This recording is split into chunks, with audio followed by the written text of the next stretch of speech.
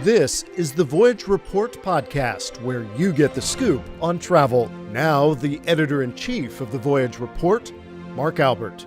Greetings, fellow travelers, and welcome. Today, we're going to talk about this extremely active Atlantic hurricane season. At the Voyage Report, we've covered the destruction and the travel disruption from hurricanes Harvey, Jose, Irma, and Maria.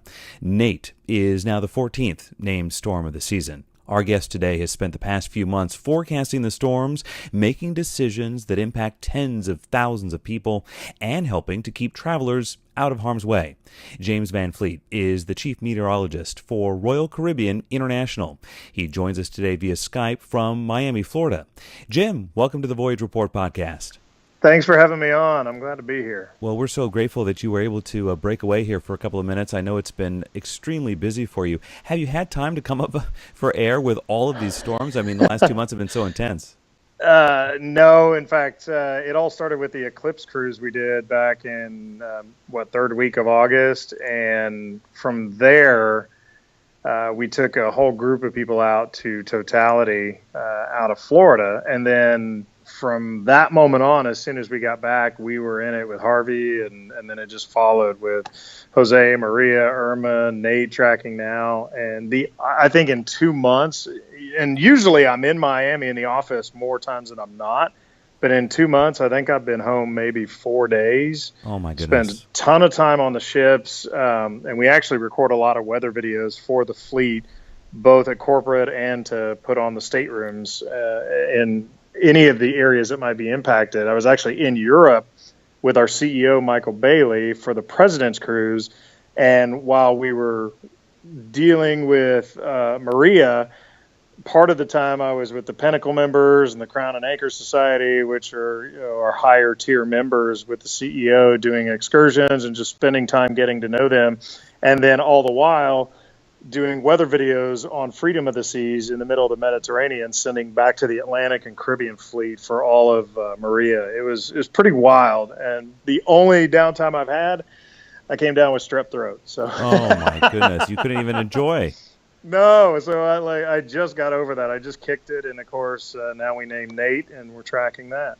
Wow. Well, the National Oceanic and Atmospheric Administration, NOAA, did warn us, back a couple of months ago, that this would be an above normal hurricane season, and boy, has it ever.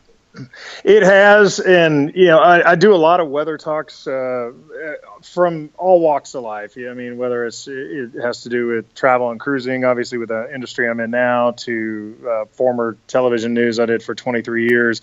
And I will honestly say I think that the middleman, meaning the meteorologists you might see on TV or on social media, we need to do a better job of explaining those forecasts, because both NOAA and the Colorado State forecast that comes out, which used to be Dr. Gray and now Phil Klotzbach does it, that forecast, I think, has always thrown a lot of people off, where they say it'll be a horrible year, and then we get through the year and people are like, yeah, nothing really happened. So they presume the forecast was inaccurate or wrong. And if we would just take 30 seconds to, when that story's aired or put on social media, if we would just explain that it's not for any one city or zip code. That forecast is for the entire Atlantic Ocean, all of the Caribbean, and all of the Gulf of Mexico. And if we just explain that, I think it would put in perspective that the forecast that's put out is actually pretty accurate every year within a couple storms. It just, we as people think in our backyard, our neighborhood, our zip code. And so a lot of times they get the misconception that the forecast was really off. Well, and actually, I think I read, maybe it was an opinion piece in the Washington Post a couple of days ago, a meteorologist arguing that the forecast cone that we're all very familiar with now is too broad, or sort of misleading, or maybe not as, the people aren't reading the fine print, the disclaimers that come with it. We're not. And I think we're, with multiple device generations that we are now, with 2 and 3 devices that we're trying to fiddle with at one time, the attention span has just gotten shorter and shorter. And so, yeah, I think there are some explanations that need to go along with the cone, and as well as even in television shows that you may be watching, if you're just watching on one device, again, coming from that television side, they want to keep your attention. So it's a lot of fast edits and music and flashes. And in doing so, a lot of times the explanation gets left by the wayside because a lot of people view that as boring or slow. And of course, if people tune out, then that's not good for ratings. Absolutely. Well, we just found it here as you were talking. Brian Norcross wrote the op-ed at the senior hurricane specialist at the Weather Channel. Yep. With that, yes, he is. That former argument. Miami guy too. Yeah, exactly. Now, what exactly, Jim, does your job entail as chief meteorologist for Royal Caribbean? Well, I look at it as the winning lottery ticket of weather jobs. Wow. It is. I always enjoyed television. I did not enjoy the hours before doing evenings in the last couple of years of my career. I was a morning guy, like a lot of people are. So you're in a suit at 3 o'clock in the morning, and and you're doing TV news when people are either waking up or going to bed. So you're out. I never had a normal life in that respect. And then this was such an unexpected left turn that's been the best thing I've ever experienced, because I get to do what I love as far as forecasting, keeping people safe, talking about the science, which is, I'm very passionate about. And then the other side of it is I get to travel the world with our company. And the last couple months have been an absolute whirlwind, tracking the 4 hurricanes and the tropical storm. But at the same time, I've been all over the world. I've been over to China for our Asian fleet because of typhoons that are actually about twice as active, usually, not this year, but usually than the Atlantic season. And that would have never happened if I had stayed in TV news. So I get to do the science side, but I also get to see the world, and the marine side is fascinating. I basically get the keys to all the places that most people don't get to go, on the bridge with the officers, down in the places of the ships that most people don't normally see or get to travel. So it's I'm like a kid in a candy store, and at the same time pursuing my passion of the science of meteorology. It's so hard to explain because it's so fascinating, and I can't believe every day is different from another. It's so much fun. Well, when you launch a cruise weather network, you just let us know here at the Voyage Right? Report, and we'll come along for the ride. I think we might see that coming down the line, because I'm essentially the first meteorologist in the cruise industry that is in-house with a company.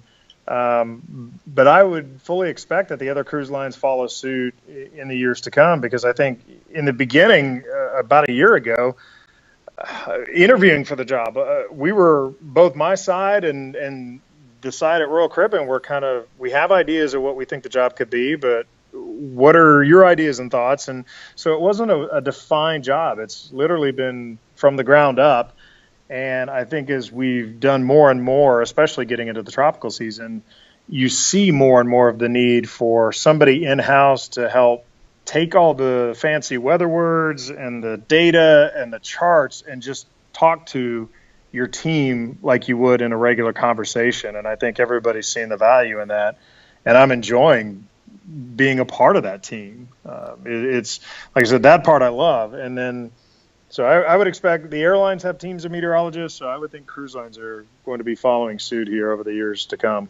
Well, we've certainly watched you the last couple of months here responding to this really intense season, and I don't think anyone can argue you haven't totally owned the job. We're going to talk about that here in a little bit. But first, something you mentioned about providing this weather information to a cruise line. How exactly, and I know a lot of cruisers are going to want to know this too, but how exactly do you decide when to delay, divert, cancel a cruise because of weather? Take us into your process. How does that work? So the job never stops. It's 24/7. I'm looking at data because we've got ships around the world. So even though I'm living technically in Miami, Florida, in a 9-to-5 world, Shanghai and our ships in Asia are 12 hours ahead of us. They'll be even more so as they transit to our Alaska ships go over to Australia and New Zealand. I think they're around 18 or 16 hours ahead of us. We've got ships in the Mediterranean that are 6 and 8 hours ahead of us. And so it all starts with just keeping up with the data. That's the foundation. And by staying current on the data, then I start to assess, does anything in my mind look like it could be a problem? Tropical Storm Nate's a great example. Not the entire fleet affected by this at all, but 4 or 5 ships potentially could be, and some of our bigger ships, Oasis and Allure and Harmony, coming up from the Western Caribbean. So I start to look at where are we in the world, where are we going in the next couple of days, and then anything that starts to catch my eye, whether it's wind and seas, swell, storms, tropical weather, I usually start with communication with our fleet captain, and his role, he's Captain Teo, by the way. He's a Croatian that's hysterical, but he's in-house with me here, and it's very much like a close family member that I have to check in with every couple hours, and it's a good thing because they're watching weather too, and so we start talking about, oh, I see this. What do you think? Well, we're going here. So, and we just start talking over it in conversations, text, phone, in person, wherever we are in the time of day. From that point, we would decide, do we need to reach out to the ship and start communication? And if it's something that's a small change, like maybe leaving a port a couple hours later just to wait a weather system out, or do we need to speed up? It pretty much would be contained between the Marine Ops Department and the ship. And so that's a captains, that's our senior vice president, and the ship and myself. If it really starts to get involved where it impacts guest schedules, which could be anything from if they bought excursions and now it doesn't look like we could do that. If, say, it's a tender port and we can't get people safely on the tenders and off over to the island that they may be going to. Once we start looking at actually something that can't be done on the bridge and would impact people's schedules, that's when we would do what we call a sit rep call, which is a situation representative. And that starts to rope a lot more people in: hotel, food and beverage, environmental, security, pretty much every department and every walk of life that covers the ship would get in on a meeting, and we'd get the ship on a video call or a conference call, and we'd start talking through logistics. So what basically happens, Matt, is we would sit there and I would lay out forecast details of what I expect. And what is fascinating, and again, I feel like a kid in a candy store, is I get to watch them figure it all out. What do they want to do? What decisions do they want to make? Because seeing it all come together and how it can and can't work logistically before a decision is made, I honestly think could be its own TV show in itself. But I know there's proprietary stuff that they don't want out there, but I'm just like jaw dropped. How they make it all work and come together, I think it's so cool to just be a part of the team and watch it, because it's incredible how they can do it so quickly, make decisions, and then we're on to the next issue. Because keep in mind, I'm just one piece of the equation. The weather side may be a very big factor that affects everybody, but there's security if there's issues there. There's food and beverage. There's hotel. There's travel as far as planes and if somebody's missed a port, there's so many layers to this that they're dealing with any number of those problems at any one given moment. I'm just focusing on the forecast and how does it impact the fleet. And have you ever had any pushback? In other words, you say, boy, this is going to be a bad storm. I think we should divert or stay clear of it. And then somebody at the company goes, well, but, we have 6,000 passengers. I mean, have you ever had that happen?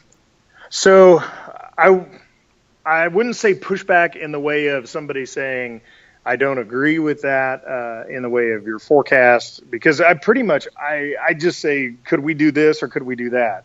It's an incredible team where, for the level of people that I'm working with, and these are all the best at what they do. The head of our security, for example, she's former FBI, 25 years, was a director in D.C. I believe she was part of the detail for Eric Holder back in the day, and even then ran security for Madison Square Garden. So, I mean, everybody in their position is about the best at what they do. And what's fascinating is when we start getting into a room and talking, there's no egos. There's no somebody knows more than you do. It very much is a team effort of, if we did this, I would think this would happen. Or if they say we can't do that, they have a reason why. It's because there's an issue with the port, with the Jones Act. There's an issue with this. And everybody puts the pieces of the puzzle together So I wouldn't say that I've been gone against on any advisement with weather, because also the plus side is all of my marine ops guys and my captains, they're very well versed in weather, which is different from television and having an audience that you get everything. And I'm sure you know this as well, where you may push a piece out and people will come back, well, you said this, or I heard this, and it wasn't even close to what you had done. And I dealt with that a lot in television. Here, they're very much in tune with weather forecast, how it has impacted them before when they've been out on cruise ships and working. So I'd say almost every time we come to the same consensus anyway. But anytime there's well, I don't think we can do that or go that way, it's a reason that is, it's for the benefit of the guest and not really about money, which this season is incredible. That's a whole nother topic. The amount of help that this company has tried to provide with guests, that has been amazing to just in my first year watch them do this, knowing how much money they were going to throw away, but it was the right thing to do. It's unbelievable. Well, let's talk a little bit about that. Royal Caribbean has diverted some ships to help with the relief efforts in the Caribbean after Hurricane Irma and Maria came through. And I think, correct me if I'm wrong, Jim, but I think you were on a couple of those ships. Can you talk about it? Yeah, so with Harvey, I was coming off the Eclipse cruise, got in here, and we started making plans for the itinerary. And as Liberty was headed up, this being my first year and that being the first hurricane, I think for me personally, there were a little bit of growing pains and just, how soon do we need to make adjustments and talk with the ship. And so I feel like that was not being thrown to the wolves, but in the way of weather, but it was like, all right, we've talked about it and here's how we think we would do it, but now we're really doing it. So I get off of the Eclipse cruise and we start dealing with Harvey. And as soon as we decide to pull them to Miami and get them away from the coast, knowing that it was going to be a while before the port opened up, I'm sitting next to the CEO in the sit rep meeting, and he's like, and we'll greet them when they get here and we'll talk to them and you'll ride back with them, won't you, Jim? Yes, I will. Right. So I rode back with him, and I loved it. It was great. I got to spend a lot of time with the guest and with the bridge team. I hadn't been on Liberty yet, so part of my goal in this job is to spend time on every ship with every crew, and we rotate crews depending on the position. Captains rotate every 10 weeks, so each ship I would need to visit 2 or 3 times, and so I hadn't been on Liberty yet, so it gave me a nice chance to ride from Miami to Houston and spend time with them. But from there, I came back to Miami, and then we had Irma. So from that one, we did the evacuation cruise, which in the beginning stages, we're trying to figure out, it looked like it'd be Miami as a pretty hard hit. So we talked about flying all of the corporate comms people to, would it be Dallas or Chicago, to get them out of the Miami area and still be able to keep communication. At the same time, Enchantment's coming back in, and our CEO brought up, well, if we're unloading the ship, should we cancel that cruise, knowing people aren't likely coming to Miami to take a cruise? We'll go out on that ship. We'll have all of our communications and meetings from that ship, but then open it up for all of the employees and the employees' families to come out on it as well. So we took several thousand of our employees and their families out, and we were out there for several days, and again, I'm sending videos to the Atlantic and Caribbean Fleet. We're in nonstop meetings and planning, and that went on, and we come back to Miami, of course, with some damage, but ironically, Jose, that I think is what saved Miami, but unfortunately made a very hard hit for the Keys and South Florida. None of the models in the beginning picked Jose to be quite as strong as it ended up being. But because we had 2 Cat 5s nearly side by side, I think that delayed the turn for Irma, and as a result, spared Miami. So we come back from there, and then it was Maria, and also off to Europe with the President's Cruise and keeping up with it all in the meantime. earlier in the year, I was also tracking our typhoons, Noru and several of them. But I went and visited Shanghai for a couple weeks before that season got started. So it could be from the office that I'm dealing with it and covering them, but it could be on a ship. It could be commuting in between the two. There's really no one spot that is designated home base, so to speak, even though I have an office in Miami. I mean, we've been covering it from just about every location. I think moving forward, though, some of the lessons we might have learned is while we do have incident response rooms and rooms that we meet and we can film in, that maybe we want to do a joint room of like an operations, marine, and a weather center all as like one big room where kind of maybe like a working news center, I guess, to draw a picture in your mind. Where you have everybody working in the background and you're on air in one spot and you're having a meeting in another, but it's all essentially one big room. Exactly. Well, I had to chuckle a little bit to myself when you said the 2 Cat 5s. I mean, what an inaugural year for you to have this kind of a season. In the first couple months, it's winter in Florida, which is usually the best weather of the year. So everybody's looking at me like, why did we bring this guy here? Like, we're vacation weather, and we go to beautiful places. And then I think within the last week or two, they're all like, boy, if there was ever a time to bring you in. Exactly. Yes, I think you've earned your keep here this year. Hey, listeners, coming up a bit later, we're going to ask Jim for his top travel tips for both the infrequent and the frequent cruiser and traveler. So, Jim, here at the Voyage Report, we followed you on social media during all of these hurricanes, and you are nothing if not prolific on social media. On Twitter, it's James Van Fleet, and you don't just post weather forecasts and cruise line and itinerary updates, but you also share some of your thought process, your forecast philosophy, and how you respond to hundreds, if not thousands, of customers who tweet at you questions. I mean, how do you juggle that, and what is your approach to social media? So the approach began with they drilled it in our head at the last TV station I was at in Tampa, at WTSP, which is the CBS station, because I think a lot of us who had been doing TV for so long, we've really had a hard time understanding that the medium that we trained in, television, that's all we knew to get a message out. You spent time prepping your show and making your slides, and you did your broadcast, and that was it. And then everything has gone in so many different ways with phones and iPads and what have you, that they drilled it and had us, we want you to post so many times a day, and here's how the engagement is going. So they did, I think, a very good job of, it wasn't just you posted 3 times today and that's not enough. They really looked into the metrics and which post got more traction, got engagement, which maybe wasn't so great. It didn't come across the way we might have meant it. So for about 2 years, having that just drilled in over and over, I think I just carried that philosophy over to Royal. Now,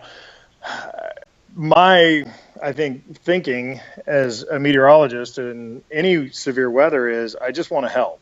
And so whatever the question is, even if I may not have the answer, it may not be my lane, so to speak, I just want to help. So I try to get the answer or provide what I do know and what I can say. So that's how that all started, I think, this summer with the hurricanes. Now, of course, my own boss, who I love, Greg Purdy, is our SVP of Marine Ops. After all this started winding down, I'm sitting in his office one day and we're just catching up, and he's like, now with this, because I doubled followers within this summer, Wow. just by answering people, and so he's like, it's been great, and a different approach than what we've had in the past. But he's like, but how are you going to keep up with all that? And I mean, there's some truth to it. I think if there's been lessons learned in the last few weeks, it's been harder to go back in the feed and make sure I haven't missed questions. And then I know that I have, because there's a lot that's asked. So I have notifications on and trying to stay on top of it every day and answering as many as I can. But It came from the philosophy of they were drilling social media in our head to break the mold of TV's the only medium. And then you add to it the meteorologist who, born and raised in Tornado Alley, worked always in Tornado Alley or hurricane country, that when somebody has a question about weather, you just want to help, whatever it may be. And I think that's how that kind of came out in social media. And the funny thing is, I took a lot of the negative comments way more personal when I was doing television versus the volume, just because I get it. People might be upset about an itinerary change or just, they use that social media to make snide comments. There were a lot more of that because of the volume that you get with Royal Caribbean being a worldwide company versus local television. And it bothered me so much less because I for whatever reason, I felt like I was helping more through this by answering the individual questions. That it was just wild that I had several people ask about the negative stuff that goes with it, but I don't know. I felt like we were really doing good work and really helping as many as possible. It wasn't a home run every time, but way more than not, we were getting it right. So any of the negative stuff didn't really bother me as much. But I will say, I don't know if you caught the one comment, but I think we're going to make a T-shirt out of it. Probably the best one through all the hurricanes was Van Fleet can't forecast a fat kid eating ice cream. Oh, my goodness. I want to see that T-shirt when you have it made. Yeah, right? I was like, whoa. Yeah, but I get it. In the beginning, we were slow to answer people because that hasn't been the way it's been in the past. But when you brought me in to work for the company, it wasn't just a meteorologist. It was somebody who's done communication and television, and they wanted that.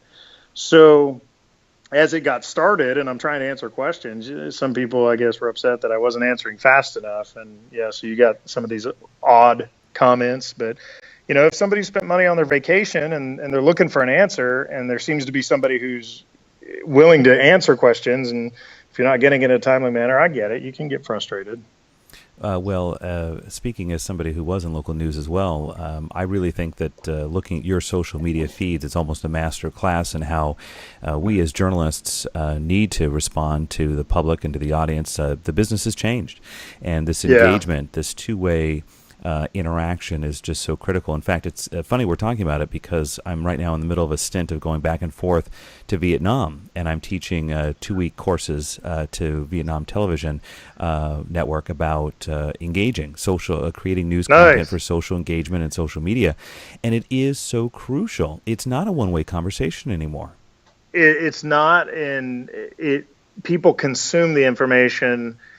If we're realistic, I mean, even for me being an older guy, I'm consuming information on multiple devices. So you got to know that the younger generation, the next generations coming in behind you are definitely pushing it harder and farther than I'm thinking of. It's really changed. I think I've had it better than, say, some of the reporters and anchors who, especially the anchors who've been in a chair for a long time. I've seen them go heels dug in because it just doesn't make sense to them for the way they're trained and what they've been doing for 40 years or 50 years. But we would do hurricane coverage, and before phones really took off, there were, if you remember on TV station websites, sometimes in weather sections or in investigative sections, they would have these blog or comment sections. You could ask a question. And so when we got into extended coverage, a lot of times with hurricanes, tropical storms, it was very difficult to address any one neighborhood or zip code. So we started, in fact, I think we even did it with some of the tornado coverage, the Fort Worth tornado at WFAA when I was there. We would say, we're going to talk about this system and track it. If there's a tornado, of course, we'll track it street by street. But in general terms, we're going to talk city by city, county by county. So if you have a question, if you're maybe watching online and you got a relative in the area and you want to know about a region, ask it in this blog section or comment section. And as we're going through the coverage, we'll rotate our meteorologists through and answer them the best we can. So I think that was the very first time for me we started doing stuff like that. Then comes on social media, and then now it is a whole nother level when you're in a company that I've gone from local TV to a worldwide audience in that respect. So I don't know how to keep it going successfully, but it's been very fulfilling to do it this summer, but I think there's still a lot to learn. And you probably have noticed this too, that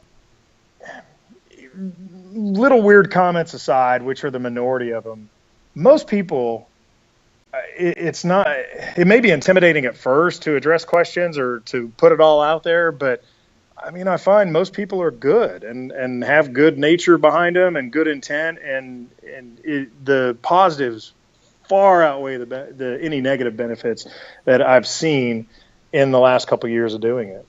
Listeners on Twitter, James Van Fleet has 13,000 followers, and about the same on Facebook, where his James Van Fleet weather page has 13,550.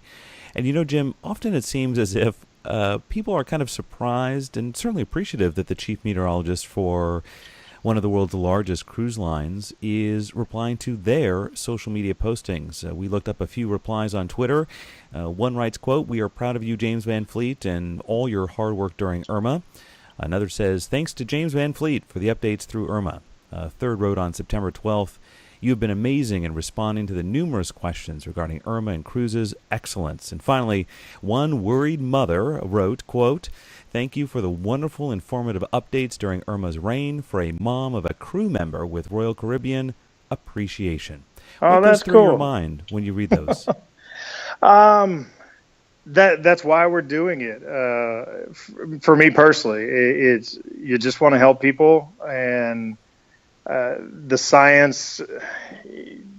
I mean, there's a lot of weather out there that can hurt a lot of people, and so while most of the time it's a good situation with good weather, I think where it counts the most is the hurricanes, the typhoons, inclement weather, and making sure that people are far away from it and have the information for any questions they ask. I mean, ideally, you just want to help people. That's why I got into the whole meteorology side anyway, was growing up in Oklahoma, and the tornadoes, they kill a lot of people, and there's not a lot of warning with them. So that's where I think a lot of that comes from, is just the childhood of growing up knowing that kind of danger and then wanting to help people. And it feels great hearing stuff like that. It sounds like that it's definitely being well received. So, well, it would have helped, of course. You would have gotten better replies had you controlled the hurricanes and sort of diverted them off into the middle of the Atlantic. But short of that, I think it was a pat on the back that's well earned. You mentioned your background in local news, WFAA in Dallas, WTSP in Tampa. Yep. Do you think you could have done this current job without that local news background, or how has it shaped what you're doing? No, because the role, I mean, well, yeah, I guess you could be the guy in the office that talks science with a bridge, but I think what has been the perfect marriage, if that's the right term, is bringing somebody in who does have that communications and broadcasting background, as well as in emergency situations of hurricanes and tornado warnings, and just knowing the stress of it, and then how to communicate it as calmly as possible, but still give the facts and not downplay it if it shouldn't be downplayed.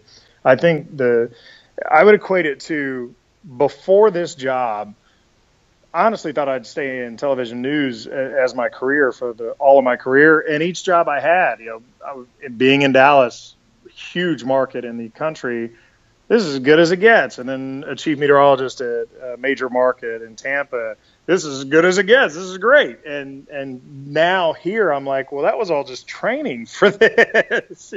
Wow. It essentially was just getting me ready for a role that I never even expected or saw coming. And no, I think you needed those years of doing that grind and emergency situations, and as well as good weather days, and just how do you talk to people and just, try to keep it interesting, or, know when to say something and then move on to the next thing. So, yeah, no, I think I look at it all now as that was all just basically education for this role. Right, sort of local news gives you a bachelor's degree or a master's degree in public interaction and engaging with the public.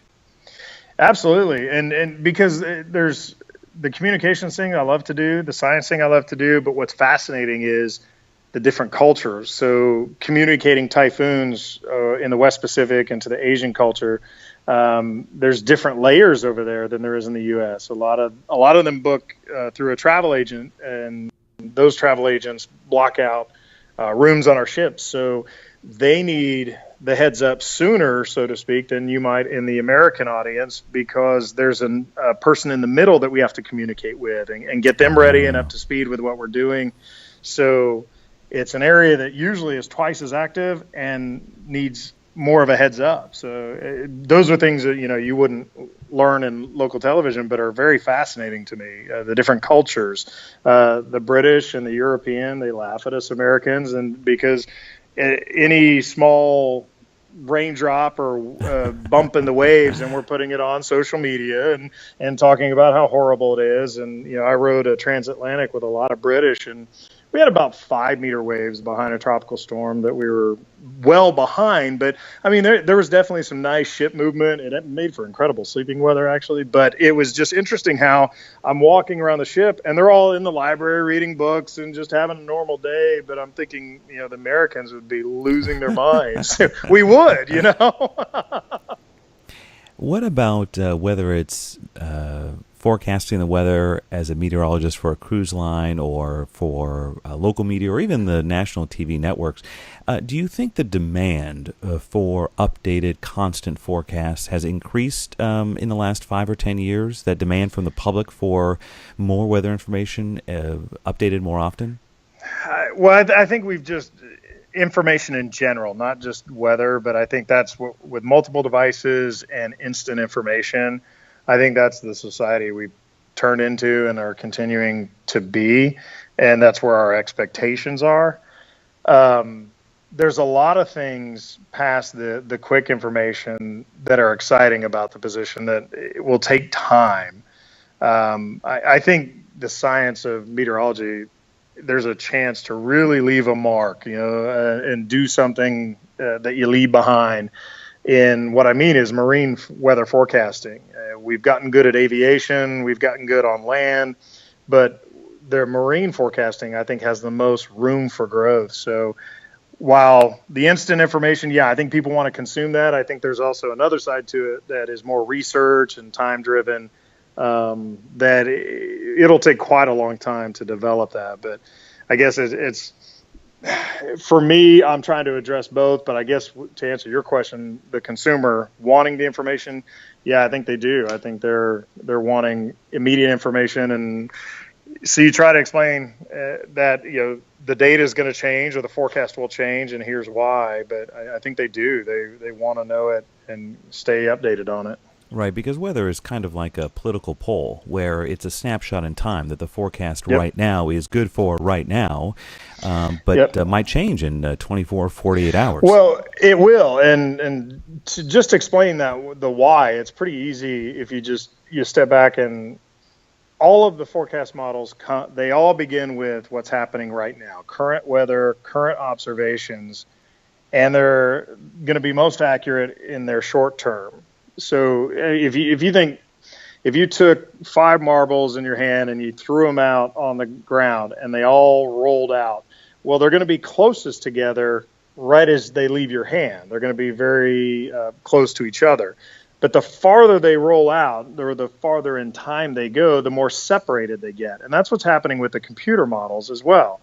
So the more days you go down the road, the farther you go out, the more off the forecast would be. And so that's why we are continuously updating the forecast, is because 6 hours later or 12 hours later, they're taking a new snapshot of what's currently happening that wasn't 12 hours previously. So that's where you see the adjustments in forecast fronts and tracks of tropical weather. Yeah, absolutely. And so I think when we as consumers look at those forecasts, we need to have our expectations be realistic. And, what was true today might not be true tomorrow. And it's not always the forecaster's fault. What would you like most for people to know about your role and how cruise lines respond to weather events? What's the number one thing they should know? Well, I would say the one thing I'm not sure people get to see, maybe down the road we can communicate that better, but it's just that there's a lot of people that really do care about getting it right. And I don't mean the forecast. I mean just getting the whole vacation experience. From what I've seen from my guys, and as the public doesn't get to see that, or the guests don't really get to see it. Here's the adjustments we need to make because of X, Y, Z. But nobody's doing it off a monetary thing. They're not doing it just to mess with people's vacations. And there's a lot of process and thinking that goes on in, can we make this work? Should we make adjustments? And if so, why should it go that direction? I've seen probably more compassion from the people that are making those decisions in this company than I have in most of the corporations I've worked for. And I don't know that comes across on social media or as a message that gets delivered to the guest. They really are talking about what is the guest experience going to be like if we do this. If I were on my vacation, what is it going to be like if we went this direction? And I think it's important for the people on the other side to know that these decisions aren't made with a monetary goal in mind. It still is a business, and they still do need to make money, but it just, the people that are involved in these decisions that I'm meeting with and seeing it, I've never seen a group that is so compassionate and puts that, what is the vacation or guest experience, as the first question they ask in figuring out any results of what we need to do. Listeners, it's time now for Jim to give us some travel tips, both for the frequent and infrequent traveler and cruiser. So, Jim, how about it? You've been traveling the world, obviously, now, and you've had a lot of experience through the years. What would you say are your top travel tips for people? First and foremost, and I know you've probably covered this, but I guess I'm a little surprised at how often this has come up this year, maybe because it's been a busier tropical year, but it's worth the $20 or $30 to get the travel insurance. I don't know that every company is going to be as compassionate as what I've seen with my company in refunds and future cruise credits and everything that they've offered. And honestly, money that they've just absorbed as a loss, that I don't know other companies would do that, whether airlines or other cruise lines or just any other business out there. And if I were able to go back a few months, I think I would be more proactive in that in social media, and I will be next year. Just even though you think it's a no-brainer and common sense, the amount of people who didn't have that backup plan that would have covered a lot of heartache and frustration and stress with especially the tropical season, because obviously the rates are better in the summer months, but it's also peak hurricane season, so it is a risk. And so I would highly advise especially something that's a family vacation and a lot of money invested, it's worth a few extra dollars. And then travel-wise, outside of the U.S., don't forget to buy your plugs that can adapt. Don't expect to go on airplanes that aren't American thinking you can charge your iPhone. Yeah, you'll be in for a rude awakening. So, and I guess just I see a lot of people who do overbook, and what I mean by that is they schedule too much. I think some of the best stuff that I've seen this year traveling the world is when we arrive in a port, and if I've covered what I need to work-wise for the day, I'm not scheduled for an appearance here or a meeting there, but I'm not doing an excursion. I'm literally throwing on tennis shoes, walking off the ship with no agenda, and just walking the city, the port, the area, and just see the world with no agenda and schedule, to unplug for a few moments of the device. I've done it in many, many areas, did it in Europe and Italy and Spain, and probably one of the more memorable ones was Bermuda. The ship that we brought in was Celebrity Eclipse. I was riding with them on the transatlantic, and we were doing an overnight there, so I knew I didn't have to be back anytime soon. I just started walking, and if you've been to Bermuda or know the island, a larger ship has to go in out on the tip of the island at the Royal Naval Dockyard. And I just started walking and ended up in Hamilton. But if you know anything about Bermuda Wow. and the walk, it was 16 miles that I Yeah. walked.